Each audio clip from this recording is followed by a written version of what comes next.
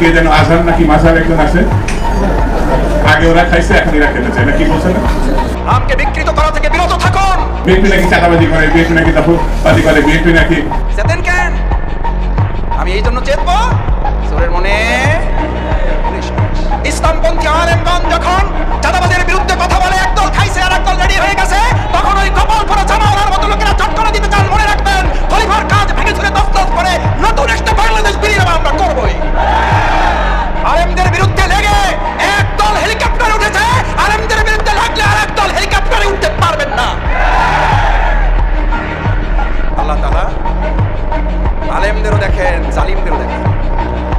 আল্লাহ তাআলা আলিমদের সাহায্য করেন আর জালিমদেরকে শায়েস্তা করেন। সুতরাং আলেমদের বিরুদ্ধে অবস্থান নিয়ে কেউ জালিমের কাতারে যাওয়ার চেষ্টা করবেন না, পরিণতি কারো ভালো হবে না।